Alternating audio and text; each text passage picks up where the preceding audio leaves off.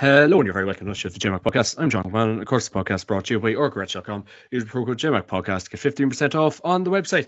Season's back on the way. Get yourself organised. And tonight, I'm joined by former Armagh and Crossbow Glen footballer Johnny Murtagh, Gaelic statsman Matthew Hurley, and Gaelic Games Fan TV Aaron Maher, and former Down footballer Kevin McKernan to talk about this weekend's Alliance National Football League action. So really looking forward to chatting to the lads tonight. And it's a big welcome back to the podcast to Matthew, Aaron, and Johnny Murtagh. Johnny Murtagh, how are you? I'm doing good, John. Thanks very much. Great to be back. A couple of bits of holidays and different things there at the start of the year, and some new lads to the podcast. It's great to see some new talent in, and looking forward to hearing from them. Great stuff. That it is. Mr. Hurley, how are you? Yeah, all good, John. Glad to be back. Yeah, busy start to the semester for me, final year of college now. So, getting through the grind, getting through the Alliance League as well, getting through news stories and stuff like that. And great to be on the podcast. As Johnny mentioned there, load of new guys on, and I'm looking forward to hearing their views on the games and everything as well. So legendary players to come in, obviously. So looking forward to chatting to them. Legendary players, including Johnny. Get him in the hat. Get him in the hat. Easy now, easy. This podcast, that's it. Mr. Prendergast, how are you? Yeah, keeping well. Cheers for having me on again, John. Yeah, should be a great year, great season. Great to have the inter-county football back. I think we all missed it over the winter, as good as the club football is, and yeah, it's been very entertaining so far. There's definitely a lot of talking points across the opening 2 weeks, and yeah, some big games on the line. We're kind of, it's mad. With the league, we're nearly at the halfway stage of the league now. Third, fourth games is about kind of halfway through. So yeah, I think the picture might be becoming a lot more clear after this weekend, in terms of who's going to be battling for promotion in various different leagues, who's going to be getting relegated, who could possibly be pushing on for a league final, and plenty more. So yeah, cheers for having me on once again. Great stuff, Aaron. And Mr. McKernan, how are you? Good to see you again. All good, yeah. Looking forward to the weekend's actions. I think it's, as boys are saying there, it's going to be a ebb and flow between who's going to potentially get promoted and win the league, and obviously trying to stay in those top two tiers. So probably with ourselves up and down, trying to put our first sort of step towards Division 2 football again. I know Johnny with Armagh's trajectory where they've gone, and Derry as well. Once you get out of Division 3, your team can really develop from there. So big weekend with Down as well. We play Antrim away, so huge game for both counties, and hopefully get us back to where we need to be. Yeah, brilliant stuff, lads. Great to see everyone is in good form. I suppose just a bit of sad news over the weekend, lads. The passing of Shane O'Hanlon. Shane O'Hanlon, who died suddenly at the weekend in Spain, has been described as a terrible loss by one of his close colleagues during the era of Dublin dominance in football, in which his service was tremendous and unquestionable. The St Vincent's Club man was, with Darcy, part of Gavin's management team at under-21, winning 2 All-Irelands in 2010 and 2012. He went on to be involved in 8 senior All-Ireland and 6 National League victories. Christ, such a fantastic record, lads. And then Dublin GA released a statement on Sunday saying they were shocked and saddened with the news. Shane was an integral part of the Dublin senior football family and a key contributor to the success of Dublin GA, firstly with the under-21s and then with the senior football team for more than a decade. Shane was previously a selector with his club St Vincent's, and then the one in Dublin, Leinster and All-Ireland honours. His contribution to Dublin GA has been immeasurable, both in terms of his influence to the performance of the team on the field, but also to the culture, values and spirit of the Dublin senior football team. To his wife Mary, his family and many friends, Dublin GA extends our deepest condolences, and of course the JMac podcast team extends our deepest condolences to Shane's family and friends. Aaron Prendergast, he had some record as a selector. Absolutely, yeah. You mentioned the amount of management teams he was involved with there, and I wouldn't live too far from St Vincent, so I've certainly heard of him before. I didn't know him personally, as per se, but yeah, as you said there, he had some record, part of various different management teams, and I know for myself, he'll definitely be a big miss for Dublin GA moving forward, and thoughts go out to his friends and family. Great stuff, Aaron. Great stuff.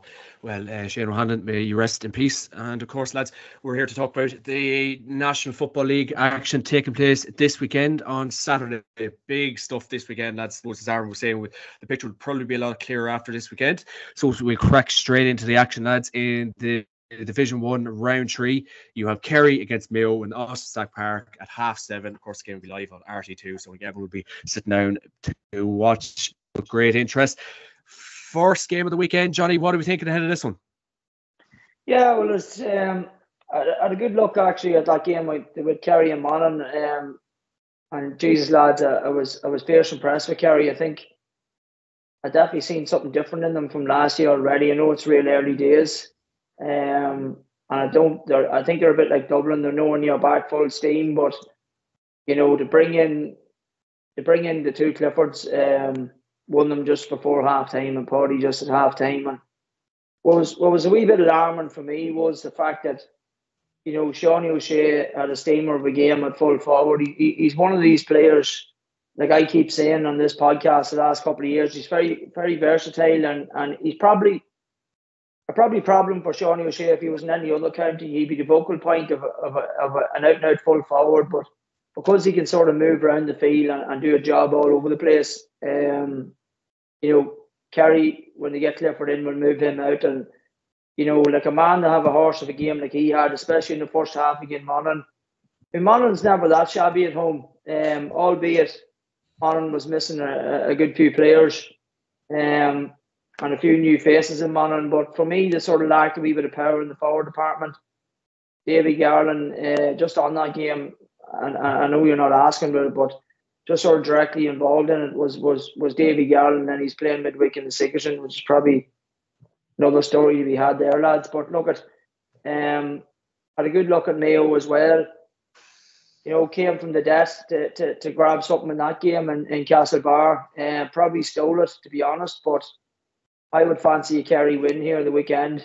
I'd expect the Cliffords probably to start this weekend, saying they did get so much game time. So it'd be interesting to hear what the rest of the boys think. But I was impressed with Kerry where they're at, and I, yes, they're going to be a dangerous animal, and we all know that. But they're going about their business, lads, very nicely, and I can see a big change in them again. I really can. Yeah, they were very impressive against Monaghan and Clonus a few weeks ago. And Sean O'Shea full forward was frightening. Obviously, David Clifford coming on, but Sean was absolutely superb. Mr. McKernan, what are we thinking? Yeah, I just think the different sort of different aspect when you're trying to cope with the two Cliffords and O'Shea in there. So you can see a difference in their scoring threat against Derry, only scoring 2-8 and then scoring 3-15 in Monaghan against the team that Monaghan would pride themselves in trying to keep things tight and turning Clonus into a hard place to be. I think the year previous to that, maybe in the 2 years, Clifford scored a last minute goal in the was the Super 8s, and you look at the league now when they go and score 3-15, so it'll be against a Mayo team that are probably coming off the back of two very positive results, albeit probably one being lucky enough against it was at home against the Dubs. So listen, it'll be exciting to see the two teams go against it. Normally you never see anything less than high scoring games with the two of them, so I would say it'll be a humdinger, and you'll see the Cliffords. I think they'll take out, to be honest with you. I think they'll be primed and ready after getting a run out against Monaghan, and as Johnny's saying, you're seeing different strands of that Kerry team where they're playing men and what they can add to that. So it'll start the weekend off well, and I think Saturday night there'll be a big attendance at that too. Mr. Hurley, what are we thinking? Completely agree with you, as and Johnny was saying that Kerry are a team to be feared. I definitely agree with him. You look at the team there at the moment, like that kind of triangle there. It won't have Sean O'Shea full forward, but not only him, a corner forward, you have David Clifford, and in the half forward line, Paddy Clifford. Imagine the ball going in from Paddy Clifford to Sean O'Shea and then knock it down to David Clifford. It is frightening. And Kerry are a team to be feared. And I think the midfield issue is slowly getting solved. Joe O'Connor's there, Jordan O'Connor's there, and it seems to be a settled midfield there. Darragh Moynihan seems to be plucking away well. Killian Burke has really impressed me at wing forward from Milltown Castlemaine. Really, really good player. And And even their defence as well, it'd be interesting to see if Ty Morley gets a run out on Saturday night. And I don't think he has enough. Jason Foley's done well, Shane Ryan as well. So Kerry at start 15 is motored on nicely. You've Dylan Gainey around the panel as well. And Kerry are definitely a team to be feared. But what I will say just before we came onto this podcast, actually, there was news coming out that Micheál Burns is the Kerry panel. And it's kind of a disappointing one because for Dr. Crokes, he was probably one of their best players. Really good level. I don't know what's the issue. Does he just not want to be in the panel? Does he just not want to be on the bench?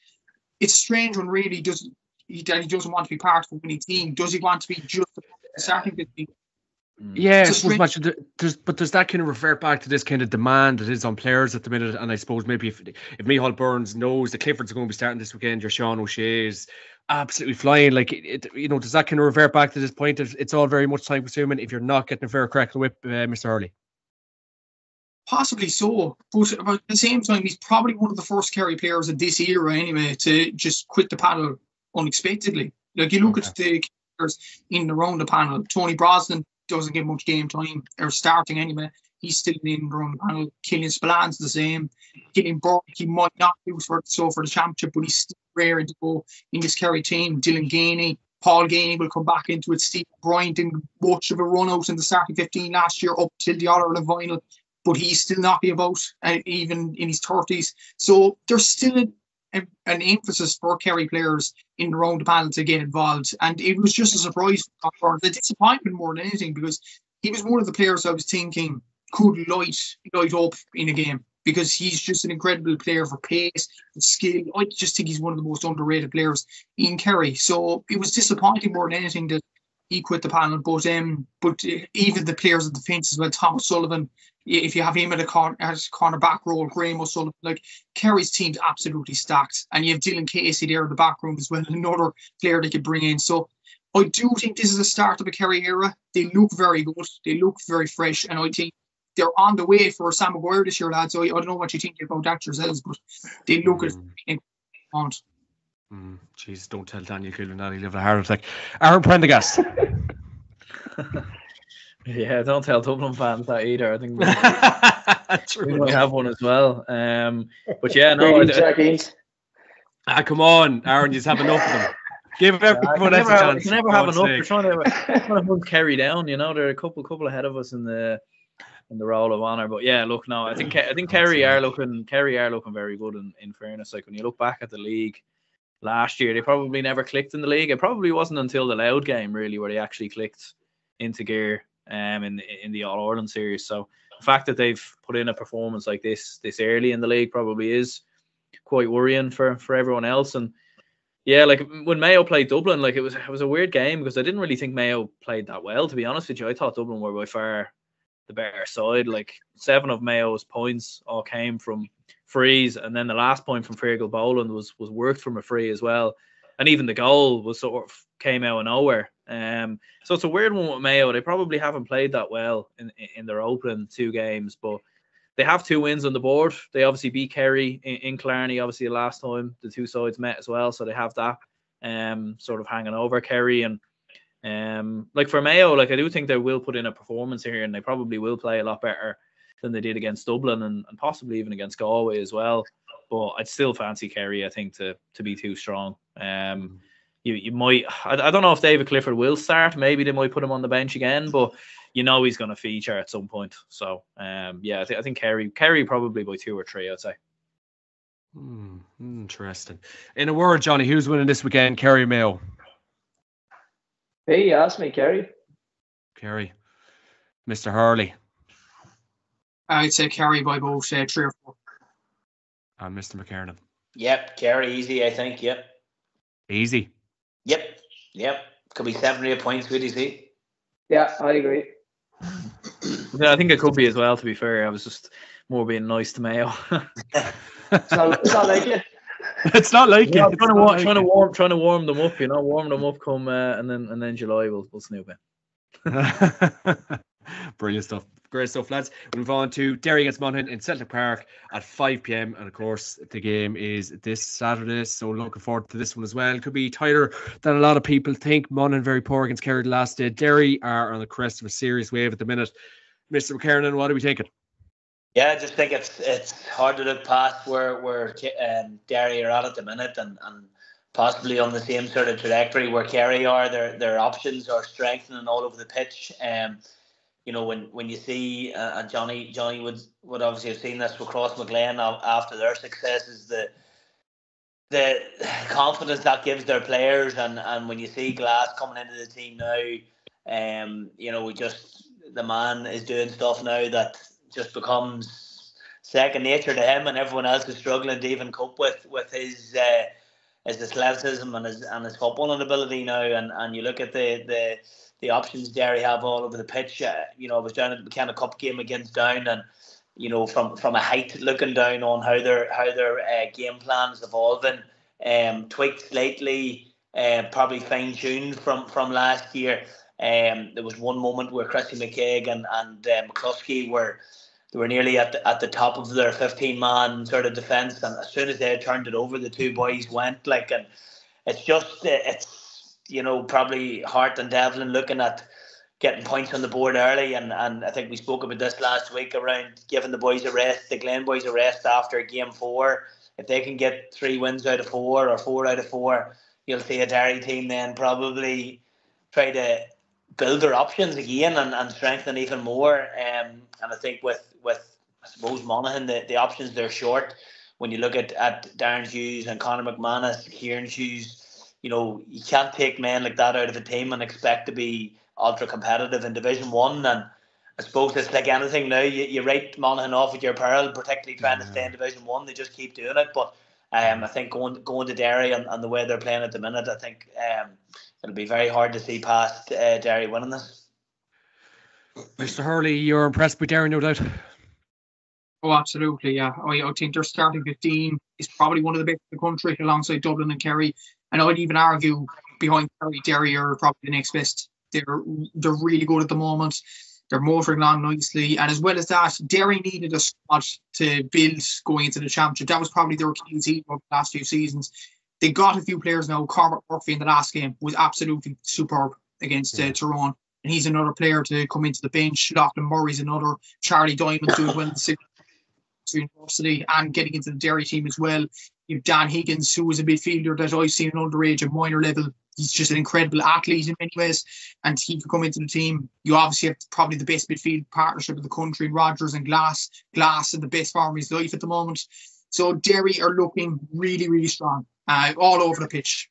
Owen Lynch in goal, Conor McCluskey, cornerback, Chrissy McKaig, Owen McAvoy. It's just an incredible team. And obviously Mickey Hart there as well. He's going to be determined to have a good summer this year. For Monaghan, I think they'll stay up, but I think this game could be a bit too far for them. Like, Derry are just a superb animal, and they have the forward up there as well to gain them a few points. Shane McGuigan, top scorer of the championship last year, 2 goals and 52 points. He's just a point getter. He's a goal getter. He's the guy that whenever Derry are in trouble, he's the guy to stand up. And I think Derry win this game probably comfortably on Saturday, to be honest with you. But I think it won't be the end of the world if Monaghan lose this game. I think they'll do what they usually do. They'll rally up. They'll go into the last few games, getting a few points, and ultimately stay up. Johnny, is it important Monaghan, put in a good performance this weekend? Because obviously Derry will go in as favourites this weekend, but all this kind of, I suppose, this talk of maybe Monaghan getting to latter ends of competitions and we're competing for Anglo-Cell titles again. Is it important we see a big Monaghan performance this weekend, Johnny? I'd be kind of like Matthew there. I don't think so. Whether it's important or not, definitely a performance. They'll be looking at performance now. Winning on a performance is 2 different things, as the lads know, and especially Kevin will tell you there. Like, all they want is a performance, and hopefully the win comes with the performance. And that's. But I agree with Matthew. Look at Derry's playing championship football now at the minute. They seem to be just that wee bit far ahead, and look at it's not the way I play it, but who am I to question Mickey Hart? I would be just concerned about the longevity of the whole thing come later on, and the boys have made a point there, but maybe trying to get a breather into the Glen lads. I know Conor Glass was on holidays there, and whether he's still on holidays this week or not, there's another thing. He was out foreign there, so maybe with the week off that he did decide to wear for a few days. You know, so look, I don't know. I do think Derry's going to win. They'll probably win comfortable enough, even though, you know, not too many teams that put big scores on Monaghan normally, and that's why I think the 2 weeks ago with Kerry was a wee bit shocking, and the fact that in Clonus they took a bit of a hiding in the end, you know. So I would be a wee bit concerned. I do agree with the lads that, you know, the older players, it's another year on them, and it's that old thing that you say, like, you can't replace Conor McManus, and you know, you really can't. Like, the man was just phenomenal, and like I said it in the pod there, just in our group and stuff, that I questioned probably the Monaghan forward line, and it's going to be a problem, I think, going forward. The calibre of player. I think McManus isn't fit to do the heavy lifting anymore. He's probably 20-minute man, I think, in championship time. So, you know, they're going to have to work a scenario around that. And listen, there is good young players there. Young Jason Irwin is a right player. I've been very impressed in league football, in club league there with McKernan McNulty. He's a great player as well in Monaghan, very big engine. But, you know, they're going to need Brannigan back, and they're going to need a couple of players to try and put the shoulder to the wheel here to stay up, I think. But it's not going to happen this weekend, that's for sure. I think Derry will win, and I'd probably say 4 or 5 points now, to be honest with you. Yeah, I think all signs point towards a Derry victory this weekend, and then we'll move on to Dublin against Roscommon in Croke Park at 5 p.m. on Saturday. And of course, the game will be live on TG Car. So just before the Kerry and Mayo game, Aaron Prendergast, what are you thinking? Yeah, I think it's a must-win. It's a must-win for Dublin, because after this game, we've got Kerry at home and then Derry away. So, you know, if Dublin were to slip up at home to Roscommon, then I think relegation is very, very likely for Dublin, which I know maybe wasn't the end of the world necessarily playing in Division 2 last year. Like, I think we saw Dublin sort of, you know, scrape by in the league, not look overly impressive, and then obviously click once it got to the All-Ireland quarter-final stage. I think Dublin, to be fair, have actually played a lot better this time around this year than last year. And even when you think back to 2 years ago when Dublin lost the opening 4 games in Division 1, there was a lot of poor performances there. Like, I remember we were absolutely trashed by Armagh, beaten by Kildare away. Like, a lot of very poor performances in there. But I don't think Dublin have played too bad so far. I think we've maybe just been a little bit unlucky in certain areas. Like, even in the Monaghan game, you know, like, we only conceded 13 scores in that game. And it was the 3 goals that essentially did us in. Like, it was poor defending and probably a mix of changing players around and everything else. But yeah, at home against Roscommon, like, I would fancy us. I think as long as we play similar way to how we played against Mayo, I think we should have enough. I think that the worrying part though from Dublin maybe at the start of the second half was how poor we were in terms of decision making. Like, Con O'Callaghan trying to lob the keeper from 50 yards, like Con Basquel drops one short. Just unusual decisions from the best of times that you probably don't normally associate with Dublin players. But I think home to Roscommon, who probably aren't like in the best of form either, you would say. I think it has to be it's a must win, I think, for Dublin. You're not worried about Dublin. Don't get worried, my man. No. Like, look, I think, to be fair, our performances have been good actually at the start of the league. To be fair, just the results probably haven't been there. But again, I think with Dublin, like, you know, like, this is no different to what we seen with Dublin last year in the league, 2022, even 2020. You know, when we at the start of the league, we were drawn with Kerry, drawn with Monaghan, a few poor results. So it just seems to be the way under Dessie Farrell. So. Yeah, it's not overly concerning, but I just think the worry would be if Dublin weren't to perform, because, like, Roscommon are a good side. Like, they drew with us in Croke Park when we played them in the All-Ireland series last year. So, you know, Roscommon will definitely fancy their chances, and they'll come with a game plan. And I don't think it will be an easy win, but I think it's just more so with Kerry to come to Croke Park after this, then going up to Derry and Galway away after that. Do you know, like, it could be a struggle if Dublin don't get over the line here. So, like, it's a must-win game. It definitely is. What about yourself, Johnny? Yeah, I agree. I think it's a must-win game for Dublin. I think the first 20 20 minutes, half an hour is going to be key in this game. Roscommon's going to throw the kitchen sink at it, and you know, when Roscommon hits a wee bit of form and the lively forwards and they're moving well and they can shoot the lights out if they're let play, you know. And I would be a wee bit concerned that what Aaron said there, that again Monaghan, you know, the Dublin defence is a wee bit topsy-turvy, you know, so they're going to need to have their house in order for Roscommon, because they will pick them off if you allow them forwards to get handy ball. They will torture you, like, you know. So, but in saying that, I'm still going to stick my neck out and say Dublin get a win here in Croke Park. So yeah, I'm going to say Dublin. I'm going to say a Dublin win. There's a choke point, isn't there? Is there? Grass is green. Come on, Dublin and Croke Park. Surely you'll get a win here. Yeah, well, I think they will. I think they badly need a win. Yeah. As Aaron has alluded to there, you know, they don't have an easy couple of games coming. They're going to badly need to target this one. They haven't been back training that long. There's a good few bunch of the Dubs was away on holidays and different things there in January and stuff like that. They're well back in now at this stage, and you know, it is the third game. They're going to prime themselves up and get ready for championship. So they will want to stay in Division 1. There's no doubt about it. I don't think they'll, you know, I don't think it's like saying, you know, we don't care if we get out in Division 2. That won't be the case here. You know, this will be a game they'll target, and I do just think they'll get over the line. Yeah, I think so. That'll start this weekend, and then moving on to action on Sunday. It's Tyrone against Galway in O'Neill's Healy Park at 1:45. Of course, the game will be live on TG Car. Mr. McKernan, what are we thinking? Yeah, I think the Tyrone sort of again, like that, trying to find their feet with new players. It's amazing how different teams are, you know, and probably none of Tyrone's doing that. You know, you look at Derry being nearly 12 to 13 men of their starting 15 out and playing really well.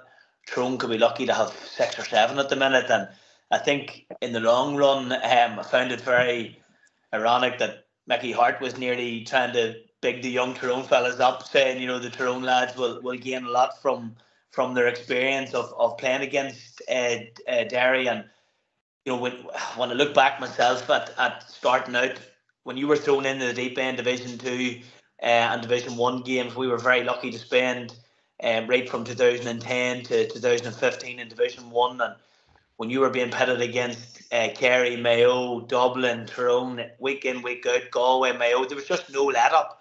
And you were being put up against the best. So, you know, these young Tyrone lads coming through, I think Johnny maybe had seen the game the other day too, the McCrory Cup. Dungannon played Oma. If you get a chance to watch it back, I've never seen a calibre of footballer on show between two Tyrone schools. The scoring, the creation of opportunities, and you know, these young Tyrone lads have come into the panel now. Very impressed with Shawnee O'Donnell the other day against Derry.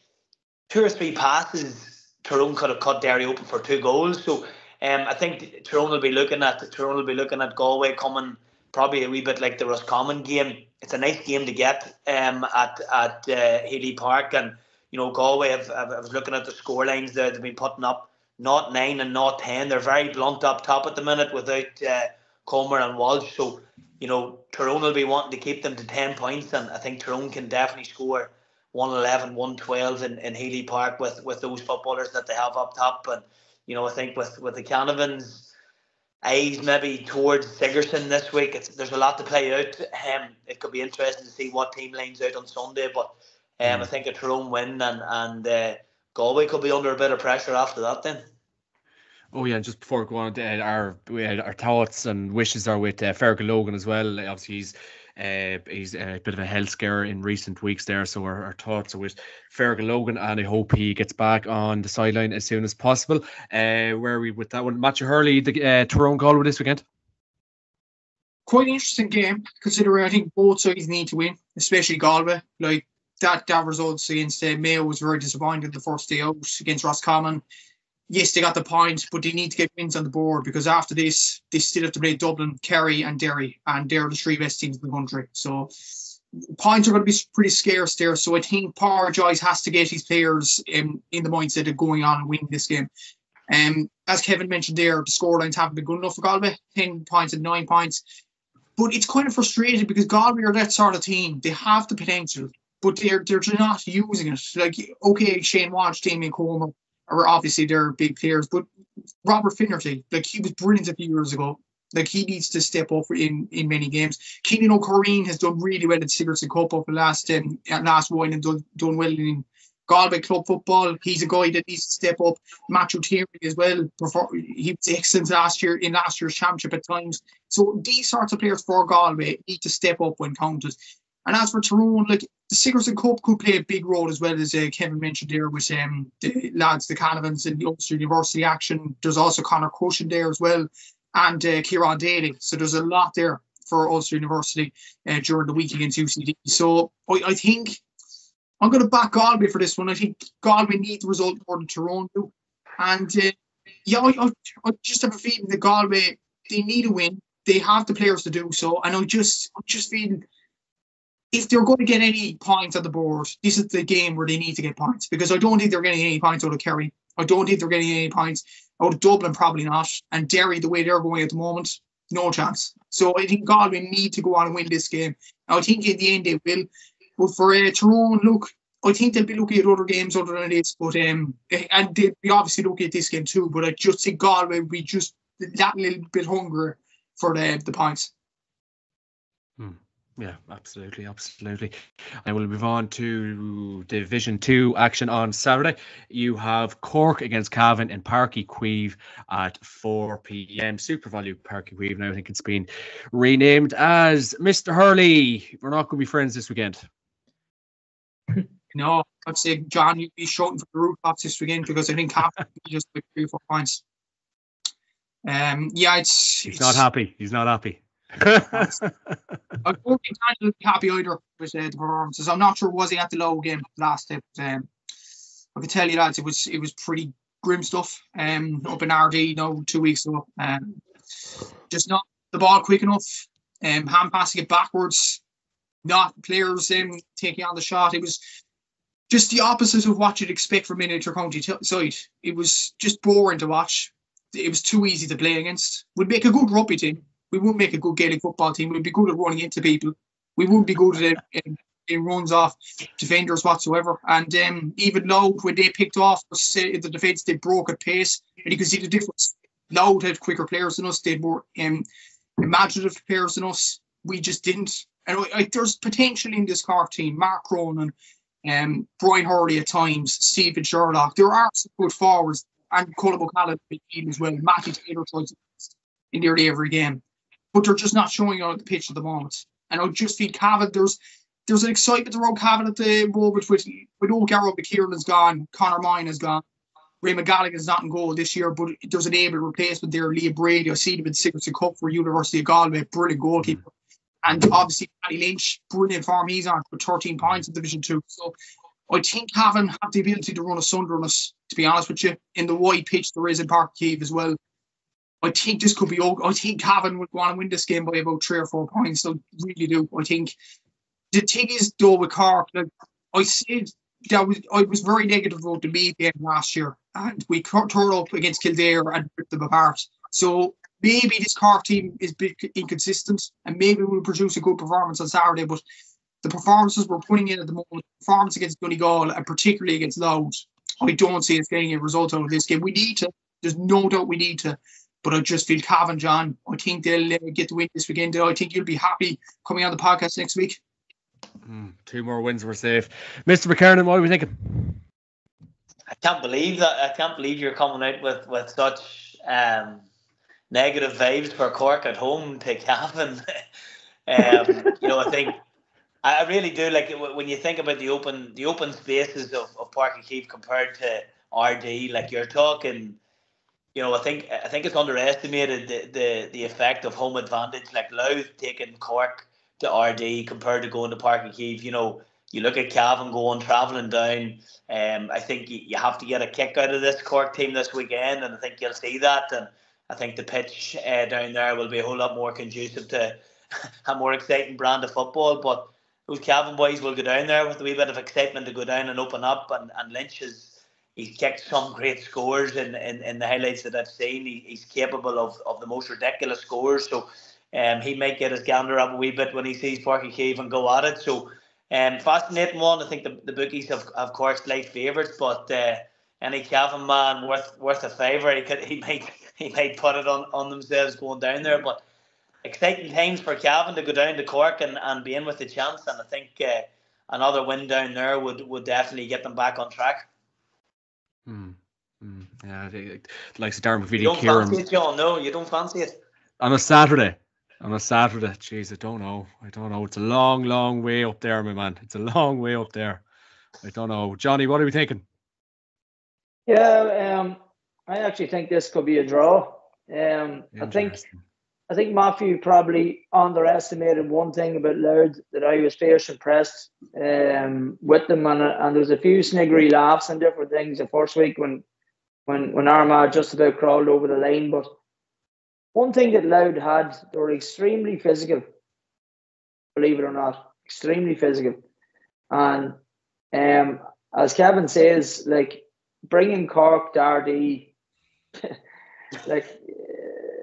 The players probably never heard of RD before in their life. They didn't know where RD was, and a wee tight field in there in a small enough town, like, yeah, it look, and that's no disrespect to St Mary's RD, good club and all, but that's not my point. But it's very difficult to get yourself up for a game like that, and everything going Louth's way, and bringing the physicality to it, You're comparing apples with oranges down in Cork and Queeve the weekend, that's for sure. Or are we calling it a different name now, Matthew, or what's the story with that?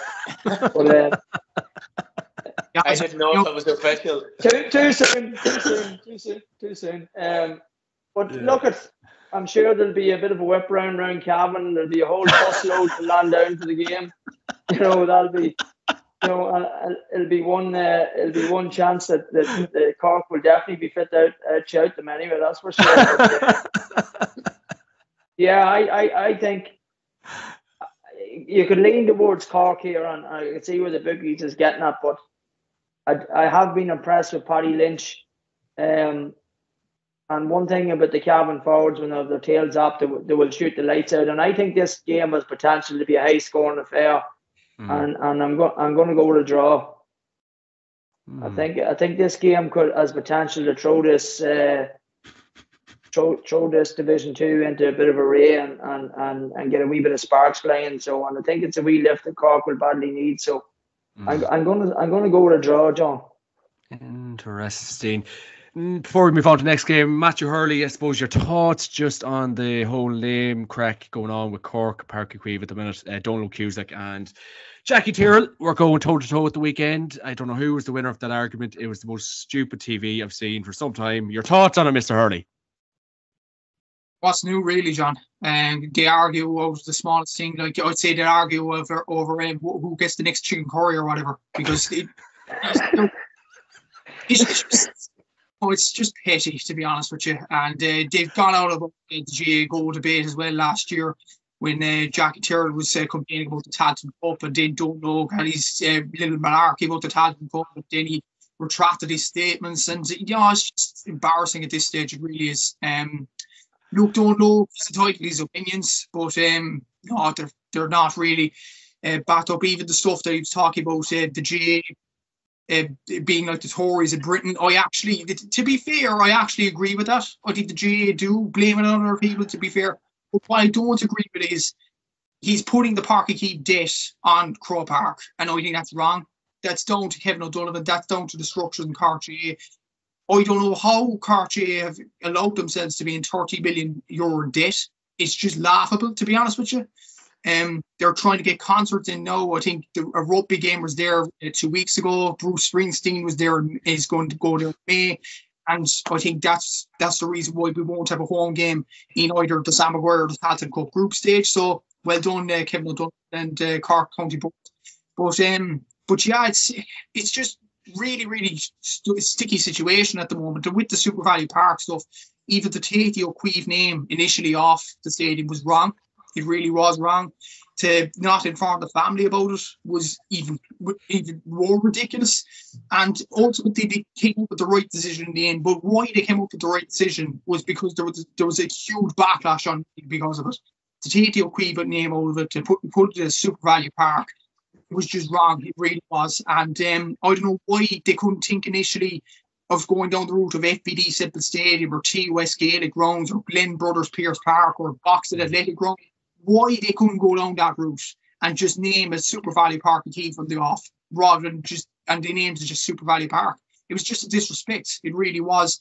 And but at the same time, they need the money. They're trying to do everything in their power to get the money. They're trying to get, I would imagine, hurling quarterfinals down in Parky Keith. The problem there is it's too far south. So they'll probably put it in Simple Stadium, Thurles or Limerick or wherever. Even Kendall, I would imagine, is open to having All-Ireland football quarterfinals down in Parky Keith. But again, imagine the likes of, I don't know, an Armagh coming up against a Mayo in Parky Keith. Way too far south. No, I go. No bother. Road trip. I'll go back. Crow Park, John. No, the whole way to the capital. The real capital, I go down by. No bother. Jesus, it's a grand stadium to be fair, but I'd say the absolute nightmare going down for Cavan or Armagh or Downportsum. It would actually be a nightmare. But imagine they probably should have had the field a wee bit above the river now, to be honest.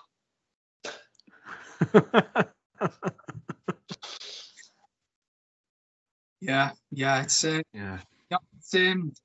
crazy what's going on at the moment, and they just need to pay back the debt. They need to have more concerts. They need to have, bigger games in Parky Keith. Like the hurling's probably the big best seller because Cork and Kerry sell out Parky Keith now. So it's in a sticky situation at the moment. So I don't know when they're going to pay off the debt, but I don't think it's going to be anytime soon. That's them trees are flying, Johnny. What you probably be 30 million, would you? Yeah, but hey, would it all go to Cork or where would it go to? Oh, God only knows. Right, before Matthew Hurley loses more annoyance, we will crack on with Donegal and Fermanagh in Letterkenny at 2 p.m. And of course, the game will be live on BBC iPlayer on Saturday night. Mr. Prendergast, what are we thinking? Yeah, I think Donegal will probably come through it, but it's probably one of them on paper. You would probably look at it and instantly go towards Donegal. But actually, Fermanagh have been very impressive at the start of the league. Like as poor as Kildare were against them, Fermanagh managed that game very well. And some of the newer lads that they've obviously brought in, like Ultan Kelm's been absolutely brilliant. Obviously, he's fantastic last year. The return of Sean Cassidy as well has been a big plus for Fermanagh. And I think, as we saw, like Cavan gave Donegal a fairly good game the last time out. So look, I would say Donegal, I think, should have enough. I think they should be too strong. With the way Jim McGuinness's Donegal are motoring along, but I think Fermanagh could maybe shake up Donegal a little bit here. But I do fancy Donegal ultimately to come through, probably by 2 or 3. I think Oisin Gallen's obviously back now. Paddy McBrearty's in great form. So yeah, and I think Donegal can, 3 wins on the board. Probably maybe when we get to Armagh, maybe we'll mention something similar. Like it does look like Donegal and Armagh are maybe going to start pulling away in this division by the looks of it. And I think this is another great chance for Donegal to do that. Yeah, I think so. And then we'll move on to Kildare against Armagh in Networks Cullen Park at 3:45 on TG Car. Johnny Murtagh, are you going to Carlow on Sunday? I am. I'm going down. Yeah, go down for a spin to the Midlands. Yeah, looking forward to it. Look at Kildare. There's no point in saying Kildare's got off to a bad start, and things aren't going too rosy there in the camp, and they could come under a serious bit of pressure very soon if they don't get something. But look, we're going well. There's no point in saying we've a wee bit like Tyrone. We've a good few players that come back into the thing as well, into the fold. We've used some new players. Have been very happy with young Peter McKernan as would be Paul McGrane's nephew, playing wing back for Armagh, and it's been impressive. Keane probably played out of position the last day, but got a couple of big scores for Armagh. It's good to see him getting in, but you know, there's a couple of good players come back in. Slight concern I would have is that, and it'd be interesting to hear Kevin's sort of opinion on this, but I think Armagh might need to look at probably resting Aidan Falker and Rory Grugan and possibly Stephen Campbell, you know, if we're thinking long term here. Like, there is players getting rested. There's other players come back in. Oisin O'Neill's come back in, and it's been off for a long layoff, and it's great to see him back. A couple of McKernan Cup games I've seen him playing, and he was dangerous in there in the full forward line. Very impressive. Albeit, you know, it's only a pre-season tournament, but he looked dangerous.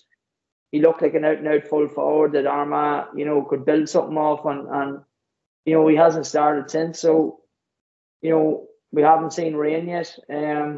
I would probably hold him back for another while, to be honest. That's just my personal opinion. And get a real good. Rain never done much of the league, really, Johnny. Did he? Never done much. No, well, Rain's problem is he hadn't really done much in a pre-season, any year. So right. He's training. He's training very well at the minute. He's training very hard. He has his head down. He's training maybe 5 or 6 times a week. Okay. So he's doing well. He's trying to get himself in a good solid pre-season to continue him on for the year. And I would like to see him just progress at that. And listen, with Rain, you don't have to worry about skills and different things like that, you know, where some players might need game time for skills. And I think with Armagh, now, it's just my own personal opinion, but again, I would like to hear Kevy's point on it, but I would like to see Armagh leave him in one position. Stop moving him when he is back. Stop moving him around the place. Okay, with Oisin maybe back, and hopefully Oisin keeps fully fit, or McKernan, you know, that they can maybe leave them inside. But I don't want to see. I want Rain settled into the position at this stage, and it seems to be, yes, you put him in full forward, he'll do a job. We're struggling in midfield. Rain will come out and catch a ball, look around. He can pass the ball 60 or 70 yards. He's a bit of an all-rounder. You know, but for me, the last wee while, he's been going out of games too long, and I think it's because he's not really settling into a position. I would play him out and out in midfield, and I'd leave him there. Yeah, if you're looking at a full forward line at the minute, if you could get McKernan fit alongside Turbot and Connolly, you have Roy Grugan, you have Stephen Campbell. You know, you have a serious amount of scoring power there without Rain being needed in there, and you know, I see him nearly in a similar role. Paul Conroy for Galway played a really forward, you know, front foot type football from midfield. And if you're saying that ability to kick the ball 50 or 60 metres into a dangerous area, Rain has that. And if you're coming with a packed defence, he's coming on to the end of a ball from shooting from 45, 50 metres. Like his accuracy, 7 out of 10, 8 out of 10 from long distance. So, you know, I think it's a very exciting time for Armagh people when you look at that forward line that they're missing at the minute. And funny what you said about Aidan Forker and that. Like, I looked at someone sent me an image of the games that I played for Downs from 2010. Like, there was games that I could have missed in the McKernan Cup that left my body. Like, even at the minute, my hip the way it is. Like, I look at Aidan Forker now, boys like that, Grugan, probably playing McKernan Cup unnecessarily. You know, did they need 3 or 4 games? The season, if you think about 3 or 4 McKernan Cup games, 7 league games, possibly a league finals, 8, you're into 11, 12 games before you hit championship, and then you're hoping to go and put 5 or 6 more games if you're getting an All-Ireland semi-final. So yeah, when you said that point, I looked at it going, probably 2 or 3 unnecessary games in older players that really, when their experience is needed in June, July time, you know, that's where you're going to want Aidan Forker and Grugan particularly as well, you know. Yeah, well, look at just a quick point there, John. Like, probably because maybe Aidan's a new captain as well, Kevin, and yeah, probably felt the need that, you know, had to show a wee bit of power and strength and leadership there, you know, and I don't mind that, because the last couple of captains for Armagh have been, you know, it just hasn't sort of suited them. I don't think we've got, as you know, Rory Grugan played his better football when he wasn't captain, and Aidan Nugent and well, albeit Aidan carried a bit of a knock, but I think him and Rain probably played better football when they weren't captains. They were joint captains. So look at, I think that was probably the reason for that. But like I'd imagine Kieran will have a plan to ease the boys off a wee bit and use them other players that hasn't been playing. You know, like they're lucky enough to drop down a division. And they're probably allowed to do that, you know. And there's no disrespect to some of the teams in Division 2, but it's just that, you know, when you're dropping down from Division 1, you have an opportunity there to look at other players and try out a few things. And with 2 wins on the board, you know, and you'll be hopeful of getting one the weekend. It will give you that chance, you know. But I agree with the forward power Armagh has, and to leave if you can get Rain back and get him fully fit.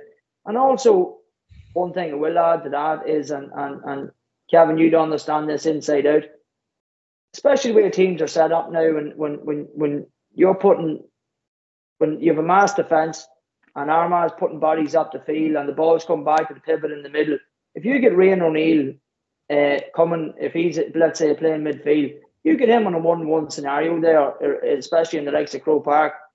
He goes at you, you're in trouble. I don't care who you are, whether you're Brian Fenton or Amby, you do not want to see Ryan O'Neill coming at you 1-on-1 in a scenario like that. You know, and that's what we need. We need to get him into 1-on-1 positions from the midfield area. He gets into them positions and he can score from distance. I think we could get a lot more out of him. Yeah, definitely. I think the mass defence and seeing Ryan O'Neill at full forward, surrounded by 5 or 6 men, very hard to get the decent type of ball that's going to cause, you know. I think when Armagh had to really go for it against Galway, I remember they launched 2 or 3 balls in. You know, if Rain's put a nice ball in there and he's coming off the edge of the centre half forward position, he kicked points from distance. And I think the sooner Armagh have him back into that team and get 3 or 4 games under the belt, they'll be in a far stronger position come April time, you know. Yeah, I agree. Yeah, I think Kildare's misery is going to continue this weekend, and I think Armagh are going to get the job done in Carlow at the weekend, and Johnny Murtagh will be a happy man on Sunday, and then we'll move on to Meath against Louth in Park Talton at 2 p.m. Anyone's guess this one, Mr. Prendergast? Yeah, I'd probably fancy Louth, to be honest, after how strong they've started. Like, it was obviously a great win last time out versus Cork.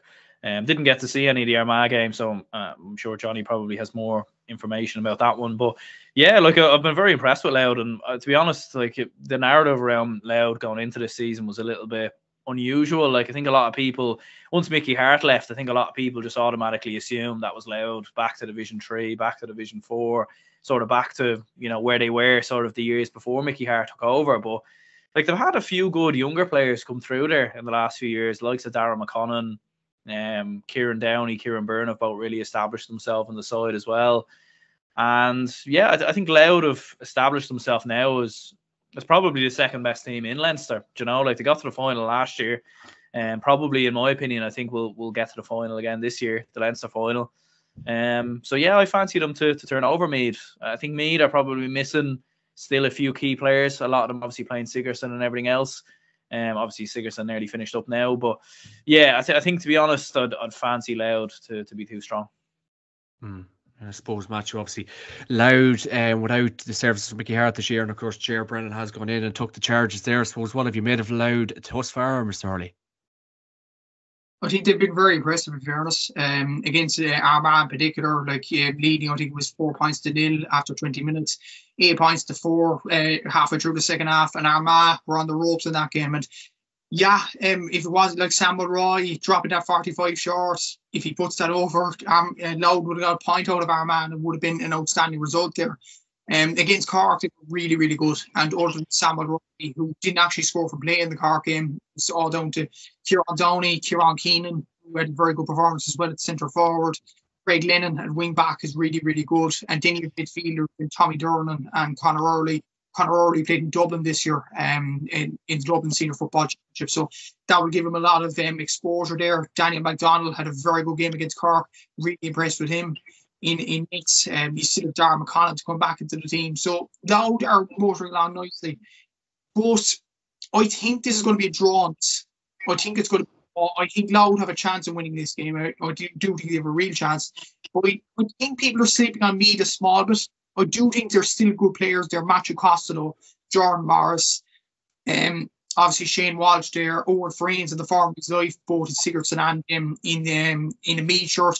And as well as that, a few of the players are out of the Sigurdsson now. DCU went out early, so that's Matthew Costello and Shane Walsh available for selection. You had Maynooth University out the Sigurdsson Cup last week.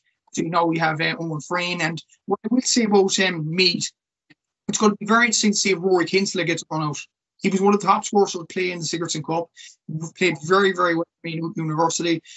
I'd be very interested to see if Conor Rourke actually picks up for the starting lineup. You look at Jack Connor as well, Jack Flynn, Donald Kjovitz, you have Harry Hogan there. There's still some very good players in Meath, and you've Conor Gray in midfield who's a man mountain. So, and as well as that, other than Cork and Kildare, who've got 0 points out of 2 games, Meath played badly against Fermanagh, but they still got a point. They still had the whereabouts to get a point out of that game, even when they were playing poorly.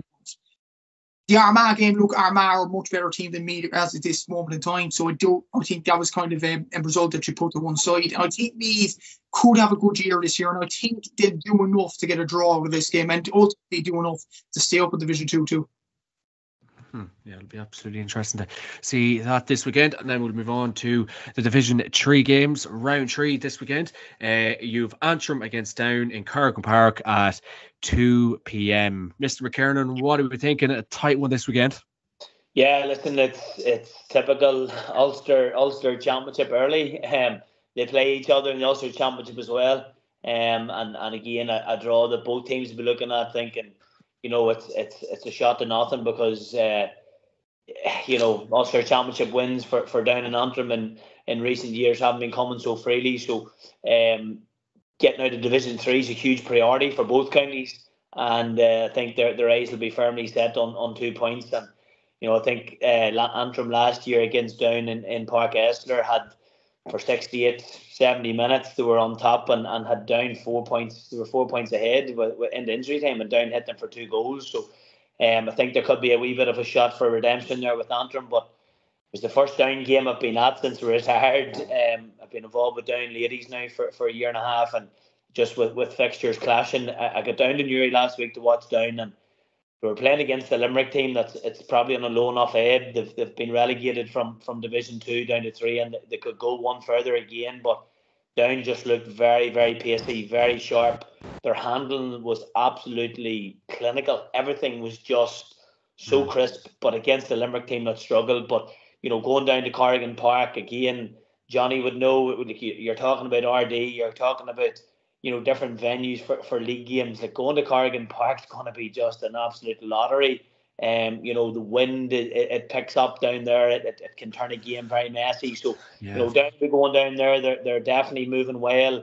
Kieran Mina back in with another Ulster team and trying to put a stamp on it. And I think you could see all the hallmarks of improvements with Down. But the bigger test lie ahead with Antrim and Westmeath, and those 2 fixtures will definitely determine whether Down are heading for Division 2, which I think the Down supporters at this stage, a wee bit like probably Armagh and Derry in the past 3 or 4 years, we need out of Division 3, we need out of it this year. And I think if it doesn't come, if the 2 points don't come on Sunday, they'll be under pressure. And I think the Down team need to go to Antrim and be confident to win down there. And please God, they put the county in a place where it's exciting to go and watch Down at the minute. They're playing really good stuff, and Division 2 football, it's where the team will grow, and I think that's where we need to be.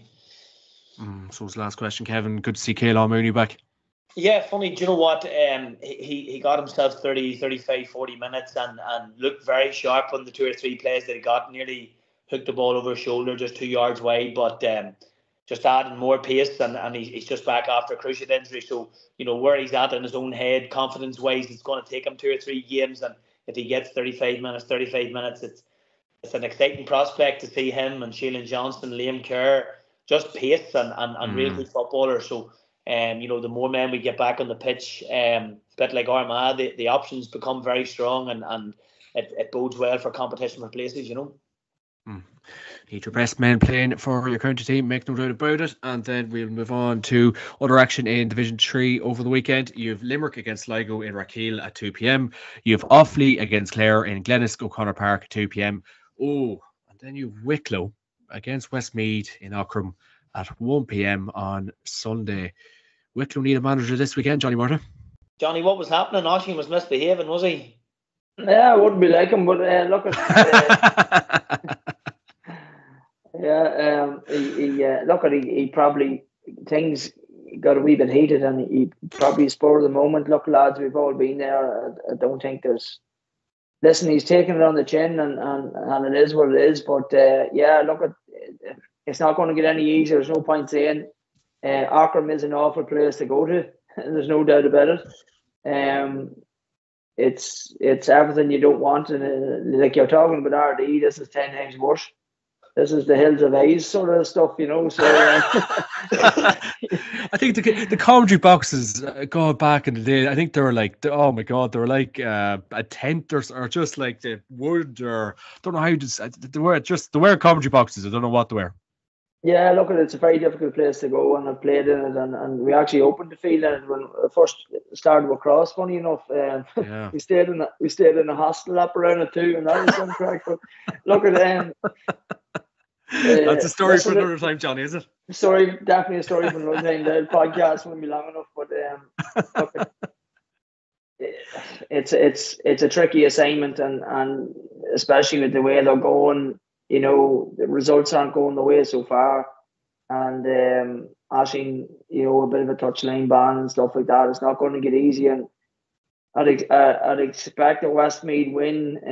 Now they're proud people down in Wicklow, in fairness to them, and they're lovely people, and they'll give you everything to have. But I just think it is a hard place to go, and I think it will be tight. But I fancy Westmeath to get the job done.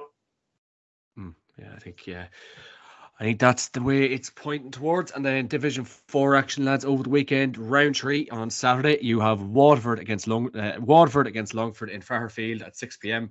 And then you have Laois against Carlow in Laois Hiramore Park at 6 p.m. And then the last two games of the weekend, you have Leitrim against Wexford in Avant Money Park, Sean McDermott at 2 p.m. on Sunday.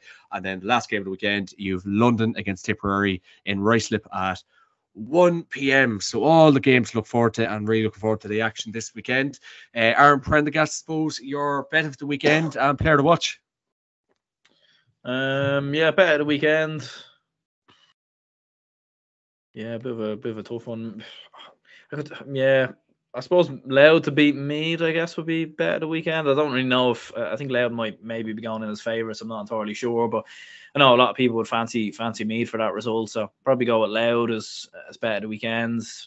Player to watch or player of the week. I think Cormac Costello started the league very strong so far. I thought he was very impressive against Mayo, and I think he'll have a big game against Roscommon, in fairness. So if I had to pick someone now, I'd go Costello, I think, to rip it up versus Roscommon on Saturday. Interesting, Mr. Hurley. Yeah, best of the week, I'd probably go for Galway to beat Tyrone in Healy Park. And for player of the week, I'm going to go Daniel Guinness from Down. I don't know, does Kevin know more about him, but I seen him at the stats now. Out of all the four divisions, he's the second top scorer per play across all four divisions, and he plays usually at number 6. So I don't know what that's about with Daniel Guinness, but he seems to be scoring well. He seems to be really performing well. So I'm going to go for him. Good second name as well, I have to say. Mr. McKernan. Yeah, good shout on Daniel Guinness, actually. Really powerful player. Probably a wee bit like a Lee Keegan-esque type player, but seems to be playing in a more advanced role, nearly as a, like down or attacking in waves, they're defending in waves. So Daniel, great fella, and definitely starting to kick into another layer of top end players that Down need. But my bet for the weekend is a double. Cavan to beat Cork, and I'm going to go with Louth to beat Meath. Go for that double. Don't know if I'll get time to do it, but and the player to watch, John. Do it now, Kev. Do it now. a fella from Armagh I've been seriously impressed with, Conor Turbot. I think he's a class player, and if Armagh start really peppering ball into him, Andrew McKernan back fit in maybe a month's time if he's close, but them two men inside and the right ball going into it, Turbot really excites me. I think he's a great finisher. We will leave the last word of the podcast to the most knowledgeable man I've ever met, Johnny Murtagh. Oh, geez, you're definitely having a go at me tonight, aren't you? So funny, Kevin's hit the nail on the head. Consistently, Conor Turbot has been Armagh's go-to man from play the last few years, consistently, and that's a great shout. And I actually think he could rack the place the weekend. And I was going to pick him myself now, to be honest with you, for man to watch the weekend, and the teams to watch actually. I fancy an Armagh treble, believe it or not.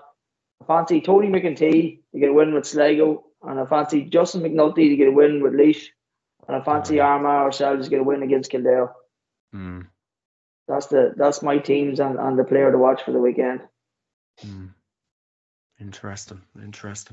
Great stuff, lads. Great stuff. Suppose last kind of open question to the four of you gents. I suppose you enjoying the way the game is at the minute. I suppose there's a lot of negativity but the way the game's played and this, that, and the other. But so far, so good, I suppose, Mr. Prendergast.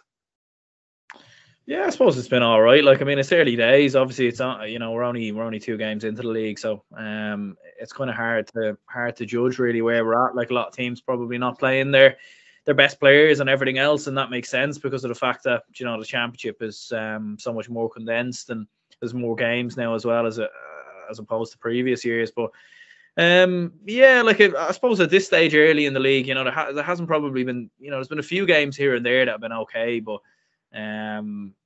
it's just because it's so early in the league. You're seeing a lot of players. Obviously some teams have already started training a lot later than others. Some teams aren't playing their best players, so it's kind of very hard to judge. But I think overall, look, there's been some entertainment there. But again, it's probably very early to judge, whether where we're sort of at.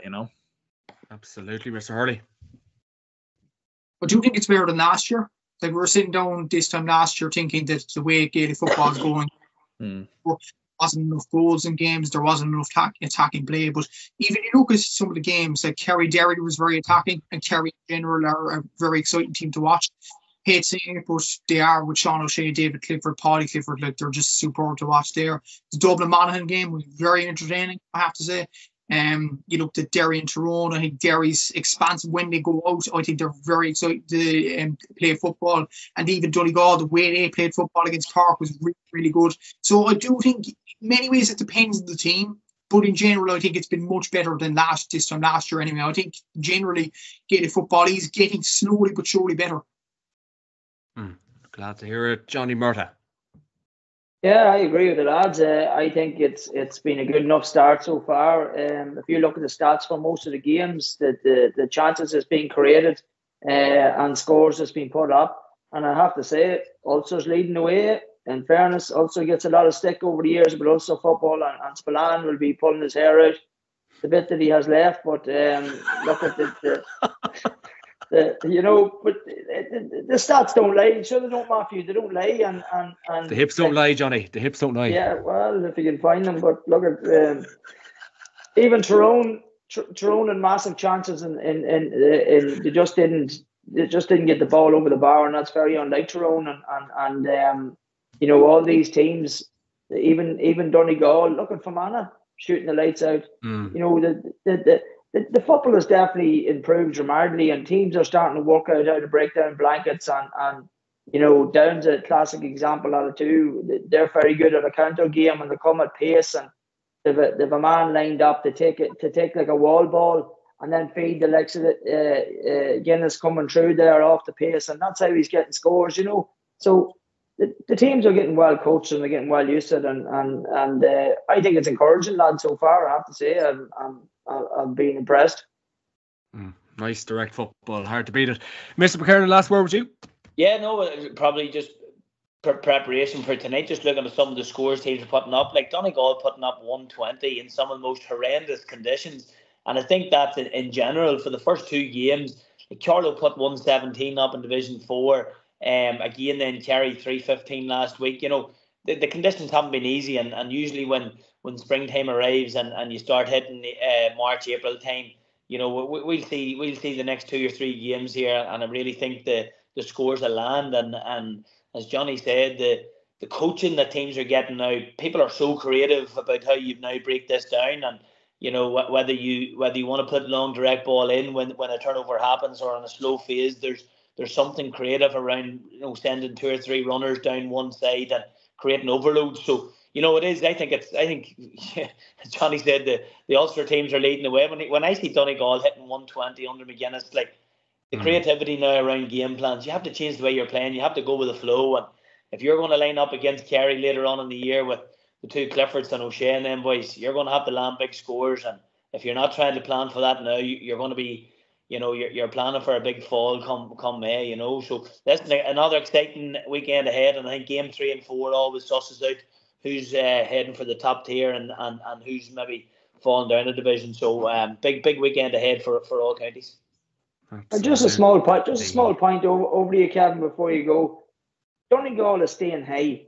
Donegal is pressing teams high, and turnovers from staying high, something that we never seen McGuinness do before. And it's been so refreshing. It's been excellent. The work rate has been fantastic. And it's smart work rate. It's not going into tackle with intent to take the ball off. It's shepherding men into traps. It's tackling at the right time. And, you know, like people talked about, I remember Stevie Poacher getting awful stick around Carlow, and he was the biggest advocate around Dublin and Kerry. Everybody was bringing 15 men back to halfway and attacking. And you know, it's just now it's evolved into something different. Let's stay high. Let's be brave. Let's strip a team off a ball in and around the tip of their D, in and around centre half forward, and there's head to be made. So listen, it's fantastic to see. I think, you know, you're talking about Donal Logan and Jackie and that, talking about hurling. You think there's no other sport in the world like it, and it is. It's a great sport, but hopefully Gaelic football is starting to evolve now, and it'll be exciting come the summer. Absolutely. I suppose, Johnny, you're gone in with Shane O'Neill's this year at the club team. You're enjoying the coaching? Yeah, I'm enjoying it. Yeah, I love it. I love working with young players. And look at James is down from senior. They're back down to intermediate, and you know they're going to be one of the powerhouses there. You know, we'll just come round to a wee bit of luck and probably injuries. They were crucified last year with a lot of injuries just at the wrong time. Didn't help them, but I have to say, amazing bunch of lads. I couldn't be happier at the minute. The work they've put in the pre-season has been excellent. They haven't seen the ball yet. I mightn't see one for a while, but look, I think everyone's the same, yeah. Yeah, but look at every field. You lads know what club fields is like at the minute. They're absolutely waterlogged, you know. So not unless you're lucky enough to have a sand-based pitch and stuff. And listen, we'll be in training now in Newry now in the next few weeks. So we'll start seeing a bit of ball then, and it's very encouraging at the minute, I have to say. Now, it is awkward. I've 2 county 20s and 3 county seniors, so it's a bit awkward for a good collection of your league games. You're going to be without a lot of men, but look, it's that's where you need a panel, and you just have to work with some of the young players and try and develop them. And that's what it's all about for a small community. Brilliant stuff, Johnny. Well, the very, very best of luck with that this year, and hopefully all will go well for you. Lads, thanks a million for joining me this week. And of course, the podcast brought to you by yourgarage.com. Use my code JMac podcast, get 15% off on the website. Aaron Prendergast, Matthew Hurley, Kevin McKernan, Johnny Murtagh. Thank you very, very much, lads. Have a great week. Slán agus bá. Right, cheers.